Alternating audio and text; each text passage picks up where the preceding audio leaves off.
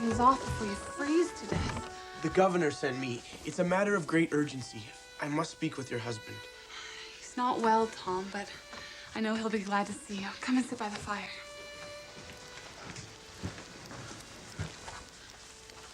Roger, you must wake up. Tom Miller is here from Governor Winthrop. Tom Miller. Aren't you a sight for sore eyes? What brings you all the way from Boston on a night like this? The governor sent me, sir. I've ridden the whole way with no rest. But it's a matter of great urgency. Mr. Winthrop sends word of great danger for you. The magistrates want to send you back to England. They've dispatched Captain Underhill and his men to take you by surprise.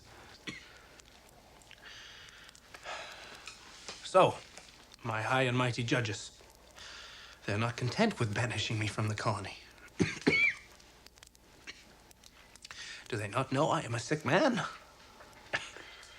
Mary, some of that special tea, please. I would offer you some, but it's a rather bitter concoction. I was taught it by the wild Americans, the barbarians, as the Christians like to call them. And yet we are the ones who have stolen their birthright and occupied their homeland. And we call them barbarians. Thank you, dear. And I've got something for you too, Tom.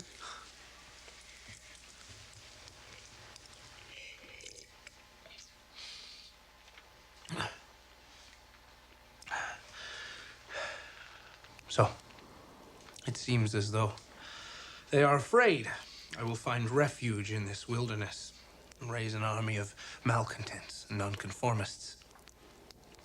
This is now their plan for my future. It's the dead of winter, and they want to send me on a ship back to England. Perhaps England would be a welcome change. More civilized and all. Civilized, you say? Let me tell you what going back to England means. Going back to England means falling into the merciful hands of the Archbishop William Laud. I can well remember how civilized he was when he condemned Alexander Leighton for following his own conscience. Leighton? No, you've not heard of him. As fine a Christian as walked. In civilized England, William Laud, in Christian kindness, you can be sure, condemned him to 36 stripes across his naked back, to have his ears cut off, his nose split, and his face branded. And then our Christian friend had him pilloried in the frost and snow. Oh. I suppose my crimes are worse than his. I am to be hounded from my home and family for standing in support of freedom, for preaching the gospel of liberty, and for upholding the rights of every man, even the Indian. Tom Miller, thank you for bringing me this news. Go to the governor and thank him for his warning. I tell him I am not for England. I will live free in this new world, whatever the cost. But, sir, what if... No arguments, my lad. I'll be fine. I know this good land far better than Captain Underhill, I can assure you of that. And go now. And God be with you. And with you, sir.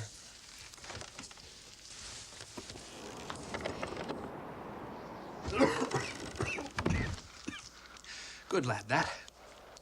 Mary, those things you set aside for me, I need them now. I will leave tonight. Tonight? But you're ill. If you go out in that storm, it will be the death of you. It will be the death of me if Underhill catches me here. I must be gone and far off before he and his men ever arrive. Those things, please. Yes, I've got them here. I'm not sure which is worse, having Underhill catch you or you catching your death out in this storm. I'll take my chances with the storm any day. At least, kiss your babies goodbye. They will miss you terribly, as will I. Do not disturb them. You will all be in my thoughts every waking moment. And God willing, we will be together very soon. I must go now.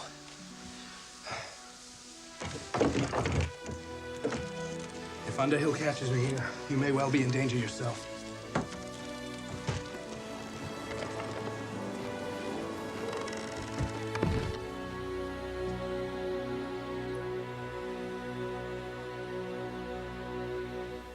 Corria o mês de janeiro de 1636, quando Roger Williams deixou sua família e o seu lar para enfrentar o tremendo frio daquele inverno na América do Norte.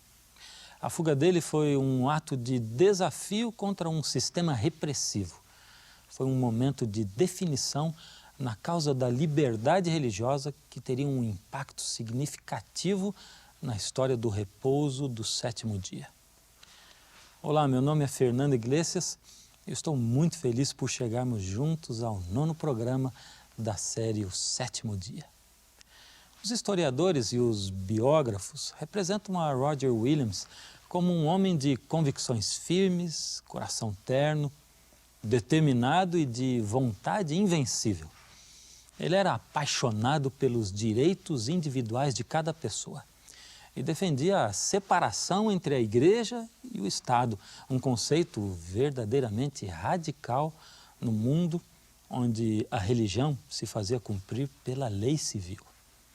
Depois de fugir de Salém, ele partiu em direção ao sul através do mato sem trilha alguma, sobrevivendo com o que podia tirar do solo florestal.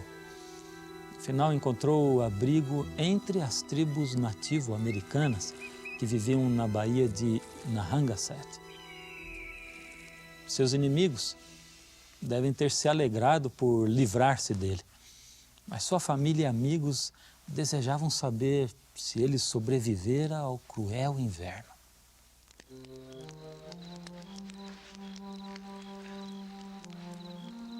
I'm sorry. I'm looking for my friend, Mr. Roger Williams. I was told you may know about him. Well, he was very sick and is more than He's likely... more than likely been nursed back to health by his good friends and is doing just fine, thank you. Mr. Williams! So, my young friend, you finally found me. Well enough. Does the governor still remember me? I could use some news about Salem or Boston.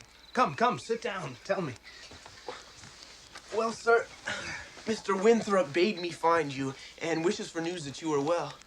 And Mrs. Williams sends her love, too, and says that she and your daughters are fine and hope to see you soon. I am well, as you can see. And thanks to God and the kindness of my red friends here, I shall soon have a grant of land, and fairly earned. This is the land of liberty you are seeking. Liberty, inalienable rights, and no power of government over spiritual matters. Does it seem strange to you that I claim freedom for every man? Well, the Puritans of Boston used the sword to enforce their religion. But to force religion on an unwilling convert is nothing less than the rape of a soul. See, Tom, the sword of man can force an entire nation into a sort of formal religious pretense. But that is worthless before God. It is only the sword of his spirit that can rightly rule over matters of conscience. So, when you go to the governor, tell him, I must act according to my conscience. I will have a land of freedom, where men may live and worship according to their consciences. And take word to Mary that I will send for her soon. I miss her and the babies very much. My youngest is named Freeborn, which is exactly what she is. I am determined that she will grow up in a land of liberty. I will make a place for my family where we can be truly free. Now, you must be starved. A doação de terra que Roger Williams recebeu merecidamente da tribo Narragansett passou a servir de refúgio para os que se opunham à religião obrigatória nas colônias estabelecidas. Sua visão de liberdade pessoal se encontra imortalizada na Constituição da colônia de Rhode Island, a colônia fundada por ele. Diz o seguinte: nenhuma pessoa dentro desta colônia, em momento algum, será vexada de jeito algum, nem castigada, inquietada ou interrogada por qualquer diferença de opinião em assuntos de religião. E diferenças de opinião haviam muitas, incluindo o assunto do dia de culto semanal. De acordo com a correspondência de Roger Williams, ele reconhecia que o sétimo dia da semana, o sábado, era o sábado do repouso bíblico. Assim, sua colônia de Rhode Island forneceu um lugar fértil e protegido para que a semente da observância do sábado brotasse na América. A notícia da colônia radical de Roger Williams causou muita crítica na terra-mãe, a Inglaterra. Mesmo assim, muitos cristãos, desejando ficar livres da tirania religiosa, estavam dispostos a atravessar o mar e a fronteira inóspita para achar essa liberdade. Entre os que embarcaram para além-mar estavam um casal batista de Tewksbury, Stephen e Anne Mumford. Foram eles que levaram o repouso do sétimo dia ao Novo Mundo. Em 1665, Stephen e Anne Mumford chegaram a Newport, Rhode Island. Provavelmente foram para lá porque ali existiam igrejas batistas, a única colônia com uma liberdade total, incluindo a liberdade religiosa. Talvez também por razões financeiras, pois Stephen mexia com negócios e Newport era um grande porto comercial. Em dezembro de 1671, o casal Mumford e um pequeno grupo formaram a primeira congregação batista do sétimo dia na América. O grupo cresceu no ambiente protegido de Rhode Island. Mas quando membros se aventuravam além da proteção da colônia, se deparavam com problemas. Na colônia de Connecticut, por exemplo, os membros da igreja de Newport, cujo dia de culto era o sábado, foram multados, até mesmo aprisionados por trabalharem no domingo. Dessa forma, o Estado lhes hostilizava por serem inconformistas. Esses primeiros batistas do sétimo dia perceberam que a crença e a observância do sábado suscitariam conflitos em qualquer comunidade observadora do domingo. A solução seria promover a liberdade na fronteira oeste das colônias. O método de se estabelecer igrejas nas fronteiras, o qual ocorreu vez após vez, deu-se em parte por ser mais fácil achar terras despovoadas, começar um lugarejo, levantar uma igreja e organizar outras instituições que ajudassem a observância do sábado e a liberdade religiosa em geral. Essa foi uma forma de expandir a observância do sábado, porque assim, à medida que outros iam chegando à comunidade, geralmente se sentiam atraídos a ficar. E isso aconteceu por todo o país de tal maneira que em 1900 suas igrejas se espalhavam até a Califórnia. Mas com o passar dos anos ficou cada vez mais difícil para os batistas do sétimo dia se livrarem de problemas. Os territórios da fronteira se converteram em estados e alguns deles decretaram leis dominicais. Isso trouxe consequências infelizes, até mesmo trágicas. Acho que foi por volta de 1885. Vieram lá de algum canto do estado de Ohio, os dois jovens, e ela ainda adolescente.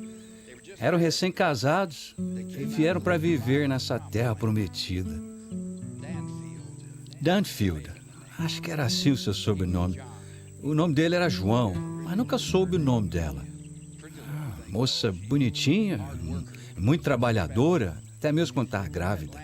Tomaram aquela terra na divisa do estado, uns 3 quilômetros da vila. Tinha um cavalo, 2 vaquinhas. Trabalharam muito bem nessa terra. Tinha uma casinha ajeitadinha. E o primeiro ano cultivaram uma horta bem boa mesmo, sabe? Agora, sabe, muita gente nessa região é religiosa. Eles mesmos eram batistas do sétimo dia, sabe? Aqueles que trocam o sábado pelo domingo. Pois então, num lugarejo tão longe, pensei que a religião deles fosse ficar quieta.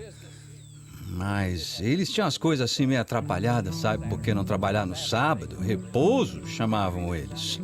Ele tratava o domingo como se fosse qualquer outro dia, quando os outros iam à igreja. De todas as formas. As coisas iam bem, até que um infeliz queixou-se ao júri. O grão-júri? Imagina só.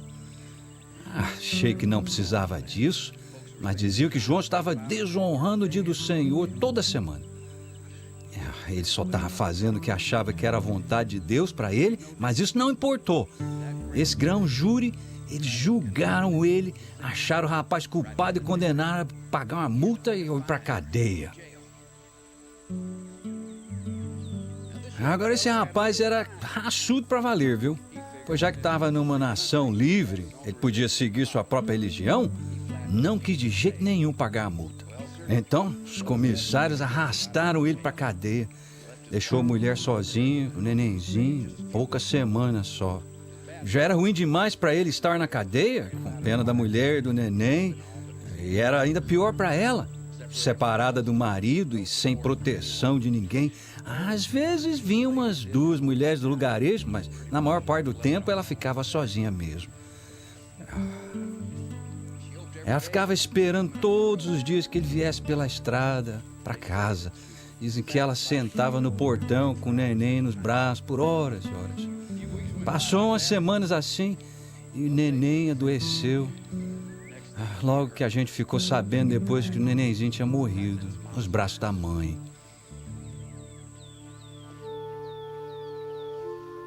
Nossa, viu? Doeu demais ver a moça e um punhado de gente do lugarejo colocando aquele pacotinho na sepultura.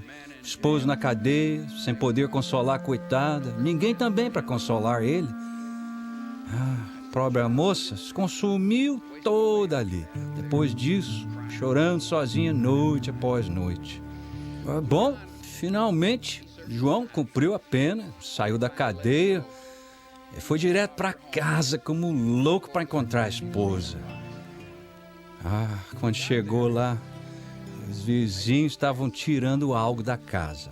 Era um caixão da própria esposa morta. Tinha adoecido. Se me perguntassem, diria que ela morreu de tristeza, viu? Mas ele nunca abriu a boca. Simplesmente seguiu o povo até o cemitério, ficou olhando o pessoal colocar a esposa dela na sepultura junto do neném. Ali se jogou no chão, chorou até não ter mais lágrimas para chorar. Antes de ir embora, ele não se despediu quase de ninguém. Não ouvimos nada mais dele. Olha, espero que tenha achado um lugar para viver livremente. Não foram apenas os batistas do sétimo dia os que se mudaram para a fronteira por razões religiosas. O jovem Conrad Beissel, um refugiado alemão, também estava procurando um lugar onde estabelecer-se. Tinha chegado à Pensilvânia em 1720, procurando um lugar tranquilo para sentir a presença de Deus. Porém, nos povoados ao redor da cidade de Filadélfia, havia muita agitação. Por isso, ele se mudou para o oeste desértico, junto às margens do rio do arroio Cocálico, para uma vila que hoje é a cidade de Efrata. Alguns de seus amigos o seguiram para lá e juntos formaram uma comunidade espiritual muito unida, o Claustro Efrata. Beissel guiava a vida espiritual do seu rebanho, instruindo-os na doutrina e na vida cristã. Ele compôs centenas de hinos para dar maior realce aos cultos, hinos que ainda são cantados hoje pelo coral de renome mundial conhecido como o Coro do Claustro Efrata.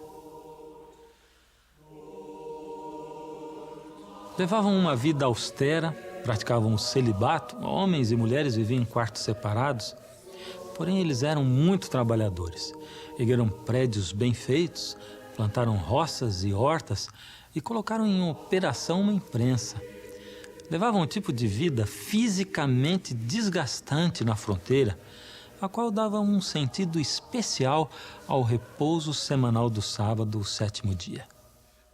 O Sr. Beissel explicou seus conceitos sabatistas num tratado que escreveu em 1728, Mysterion Anomias, ou Mistério do Desrespeito à Lei.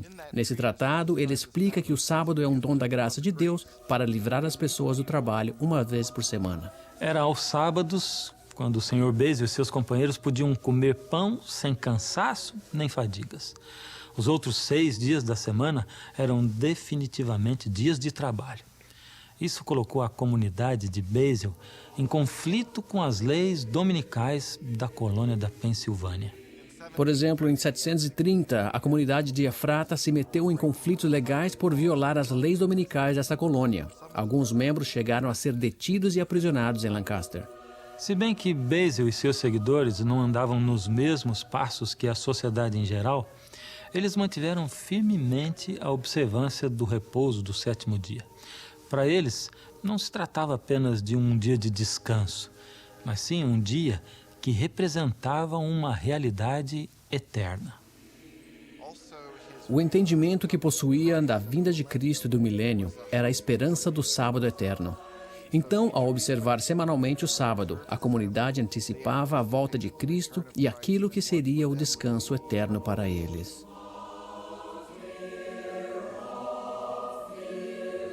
Assim como Basil, Niklas Ludwig von Zinzendorf nasceu na Alemanha. Ele era conde e de família nobre. Desde muito jovem, ele possuía um espírito devoto e sensível. Aos 19 anos, ele viu uma pintura na galeria de Düsseldorf que transformou sua vida para sempre.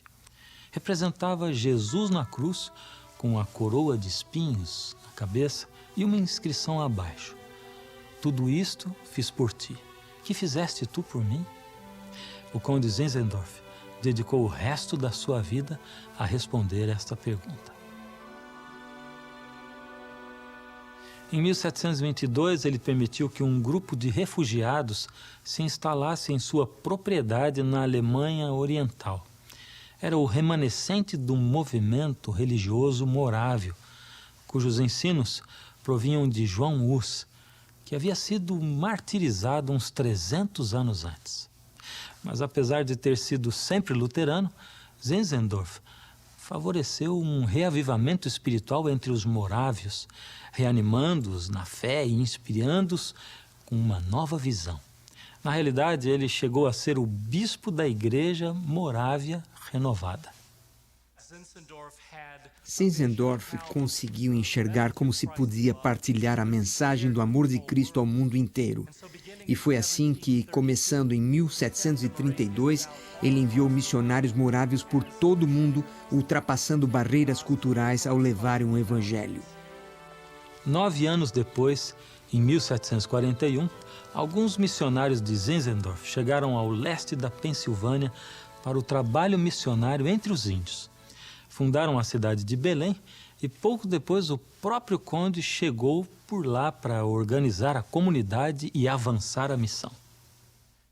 Nicholas Zinzendorf cria que os índios eram as 10 tribos perdidas de Israel. Dessa forma, para se converterem em verdadeiros cristãos, eles precisavam entender o patrimônio judeu, o qual incluía a observância do sábado.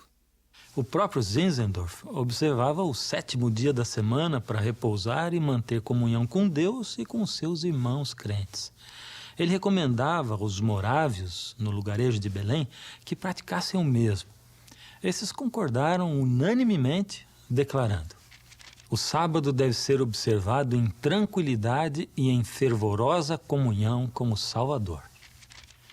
Contudo, parece que Zinzendorf não tratava o domingo como um dia de repouso. Durante o verão de 1742, ele deu uma volta pelas missões morávias indígenas. Num domingo, ele e sua comitiva estavam acampados em Nova York. Enquanto estavam ali, alguns dignitários locais lhes visitaram e encontraram o conde Zinzendorf um tanto distraído porque estava compondo um hino, de modo que não recebeu aos visitantes como estes criam que merecessem. Um desses dignitários se identificou como escrivão e, com um ar de zangado, fez a observação de que o conde parecia estar ocupadinho demais para um domingo à tarde. No dia seguinte, ele forçou a comitiva de Zinzendorf a apresentar-se no tribunal e lhes multou 18 shillings por violar o repouso do sábado. A história do conde de Zinzendorf e sua observância do sábado é um lembrete da tensão existente entre o sábado e o domingo que nos leva de volta até os primeiros guardadores do sábado no 2º século da nossa era. Depois de Zinzendorf, houve muitos outros que estavam dispostos a manter a questão viva em lugares tão diversos como Alasca, China e até a selva da América do Sul. E nós contaremos suas histórias quando voltarmos com o 10º programa da série O 7º Dia.